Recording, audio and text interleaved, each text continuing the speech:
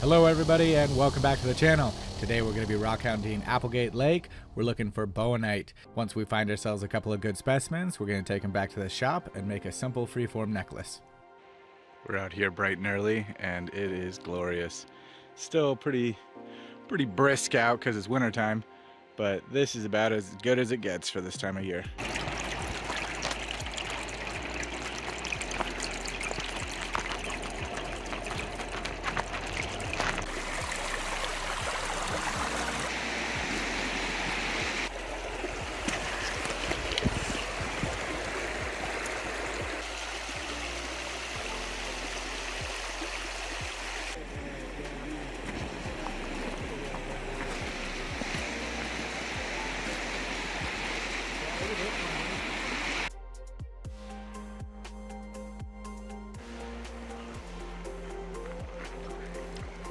Alright, it's got a little algae on it, but you can tell that's a nice piece of bowenite. Alright, I just found a good one, so let's wash it off real quick.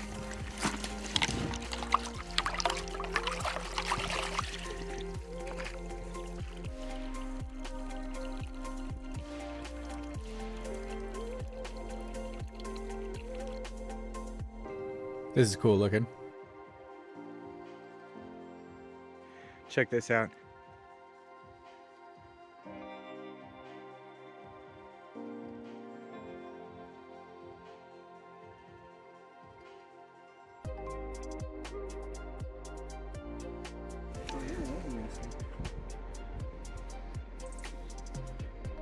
That's clean. It doesn't have much impurities in it either.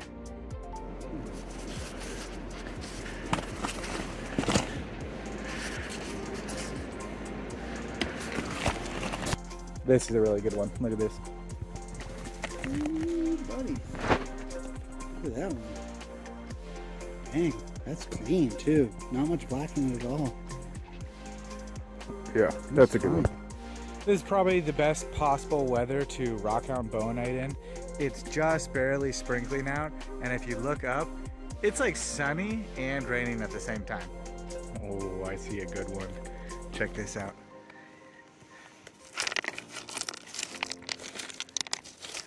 This, oh man, whoa, this is a good one. Look at that. Big old chunk.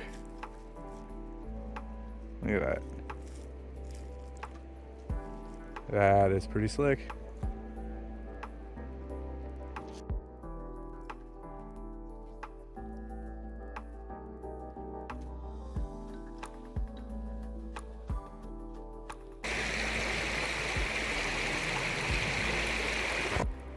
It's just cool looking.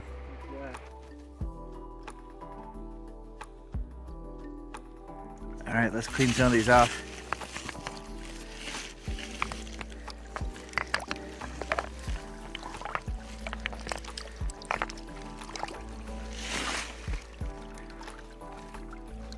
You can see that kind of whitish, chalky shell on the outside, and then bam, tons of dark green.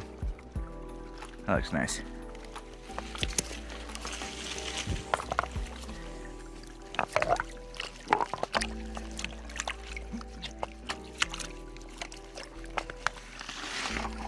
Look at the color on this one.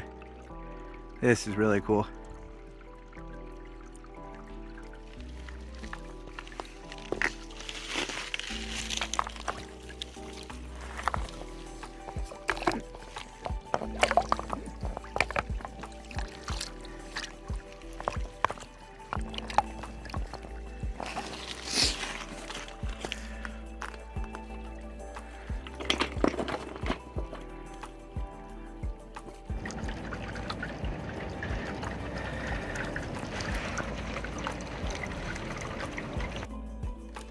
Now that we found a bunch of good pieces here, we're going to head up the mountain a little ways to a spot where we can get some rough material.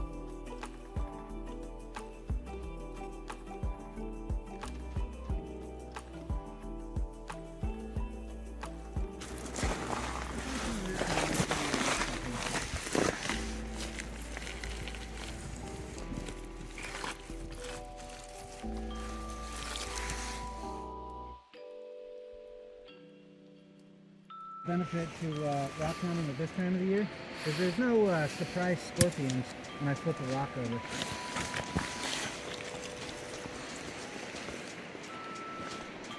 This thing's awesome.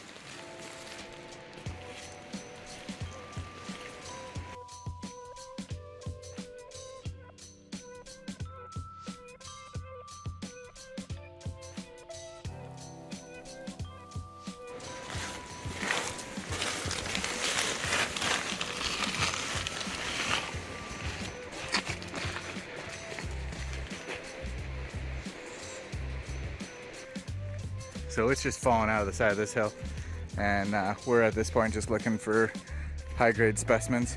That's a pretty sweet find you found there.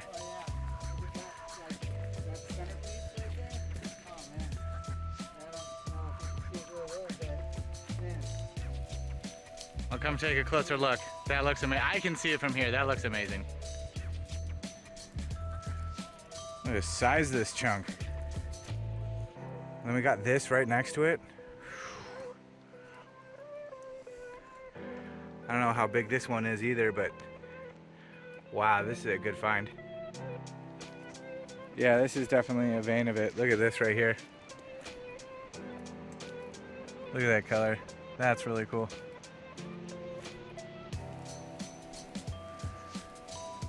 Huge chunks of it. Okay, we rolled a couple of them down to take back.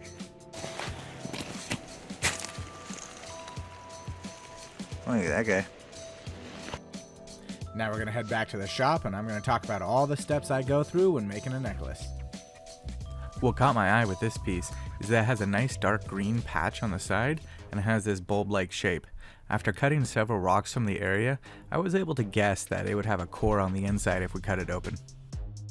I enjoy working with this material because it comes in some really cool shades of green and it's a lot softer, so it makes it easier to cut and polish. First thing we're going to do is line it up, take a few slices, and see if we like anything that we find. If you look carefully, you can see a nice dark green in the center, and that bodes well for the rest of the rock. It's a good idea to use the saw to clean up any notches left over. That'll save you some time when you switch to the flat lap. After looking at the contour of the rock, I ended up adjusting the angle in which I was cutting it. So usually I'll take a couple of slices and then pick the one that I like the most. Here's that nice pocket of green I was looking for. I really like that green because it's a lot more clear than the rest of it, and it has almost a more gem-like quality to it. This one's got a good core to it, so I'm going to take a couple of slices of various thicknesses, and then we're going to pick one of them to make into a necklace. Pretty stoked about how this is turning out right now. There are several pieces that are going to make up really nice cabs. Now that we got a few good slices, let's take a look at it with the light behind it.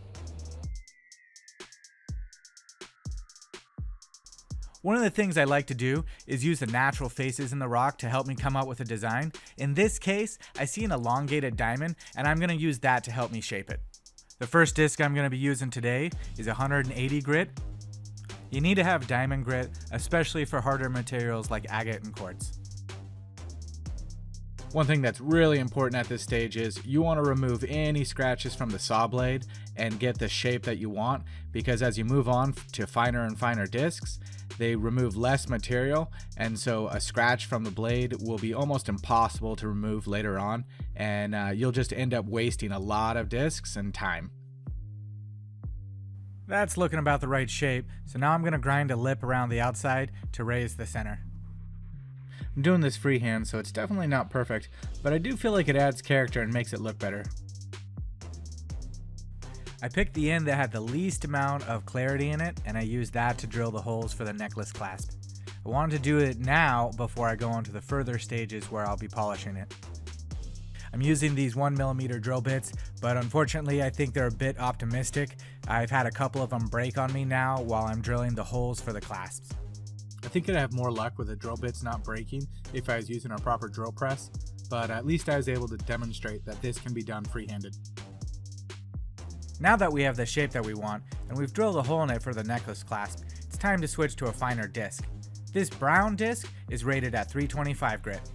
When you switch to this disc, you'll really notice that it takes a lot less material off of agate and quartz, but for something like bowenite, it actually still does take a fair amount, so be careful at this stage. Alright, let's see if I can get this to show up. So if you look carefully, you can see there's a flaw on the top surface. There's like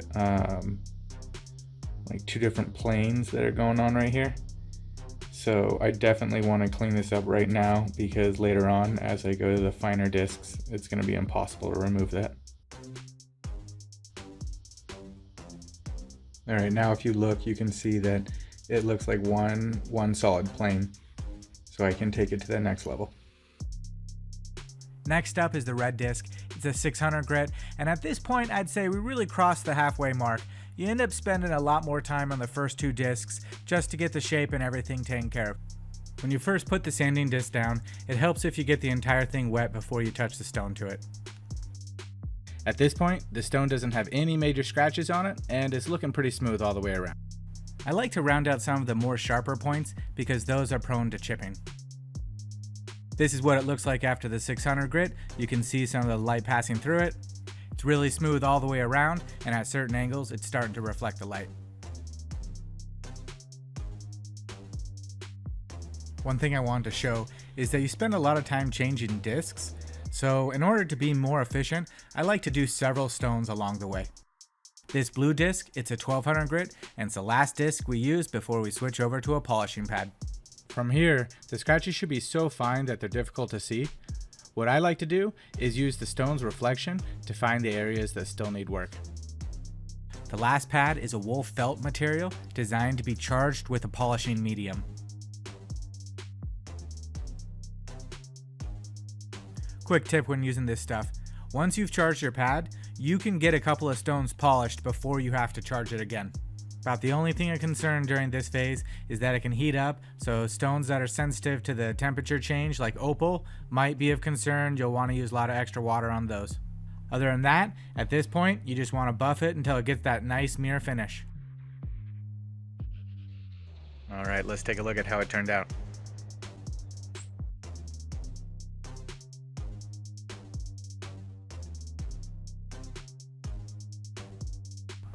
Looks pretty shiny.